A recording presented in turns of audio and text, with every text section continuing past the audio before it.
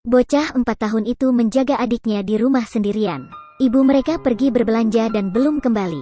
John mengambil susu yang disediakan ibunya untuk adiknya sebelum keluar rumah.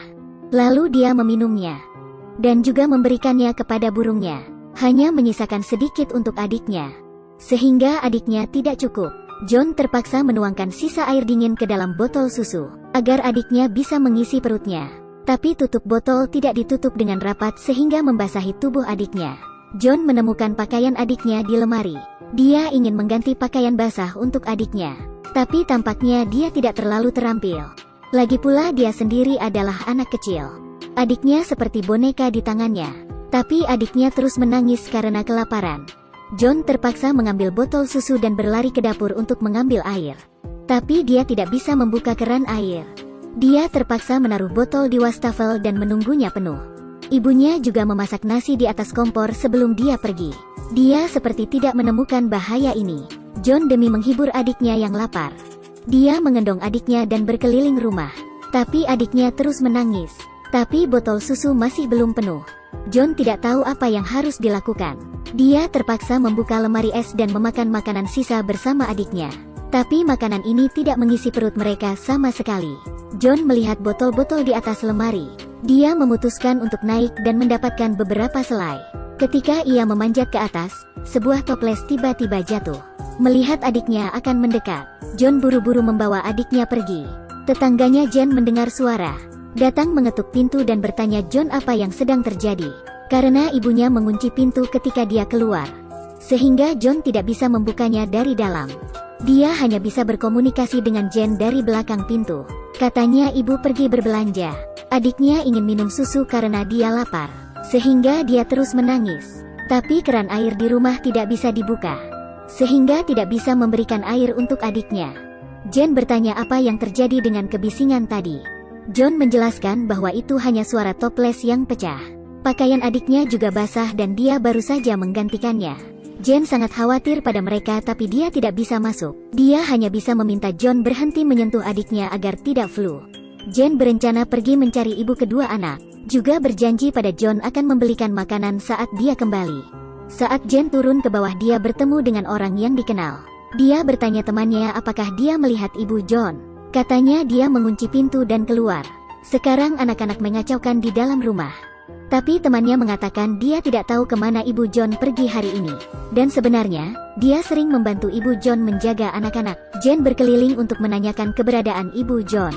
Tapi semua orang mengatakan mereka tidak melihatnya. Saat ini John mengikat adiknya ke kabinet di rumah. Kemudian dia membersihkan toples yang pecah. Segera John tertarik oleh suara di luar jendela. Ternyata tetangga khawatir pada kedua anak kecil. Dia ingin memberikan susu untuk sang adik dengan keranjang. Tetangga meminta John untuk membuka jendela. John menginjak tempat sampah dan perlahan-lahan memanjat. Dia membuka jendela. Tetangga memintanya meletakkan botol susu adiknya. Setelah mengisi susunya akan mengantarnya lagi. Para tetangga memilih untuk melakukannya. Karena ibu John pergi berbelanja dan belum pulang rumah. Adiknya terus menangis karena lapar. Ketika tetangga mengantar susu, tetangga mencium bau yang aneh. Ternyata ibu John memasak nasi di panci sebelum dia pergi.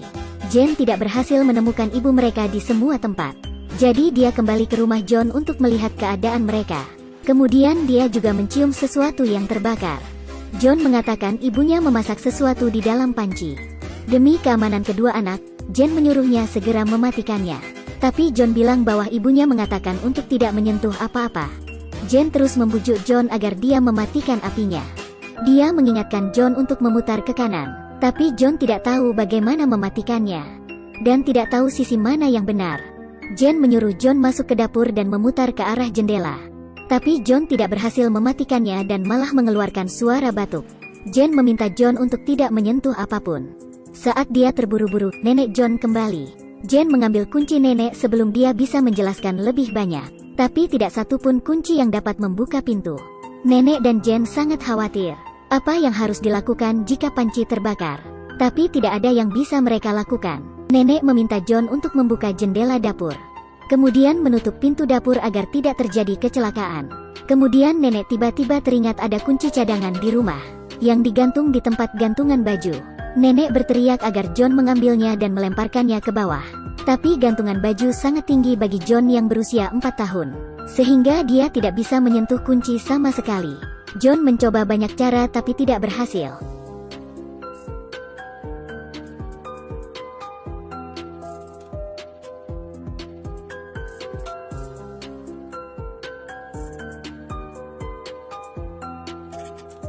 Lalu dia mengambil sekop dan mengambil semua pakaiannya ke bawah. Kemudian menggunakan sekop untuk mendapatkan kunci itu. Tapi kuncinya tidak sengaja jatuh di bawah lemari pakaian. John tidak bisa memindahkan lemari pakaian. Tangannya juga tidak cukup panjang. Melihat kebocoran gas yang semakin parah, John terus-menerus batuk. Mungkin sekarang dia tahu bahwa prioritasnya adalah untuk mendapatkan kunci. Jadi John menemukan sepotong besi. Tapi dirinya yang masih kecil tidak tahu bagaimana mengeluarkannya. Potongan besi bisa menyentuh kunci tapi tidak bisa mengeluarkannya. Setelah beberapa kali mencoba, John akhirnya mengeluarkan kuncinya. Akhirnya, John berhasil menyelamatkan adiknya dan diri sendiri. Yang membuat semua orang lega adalah dia membuka pintu rumahnya dengan tangannya sendiri.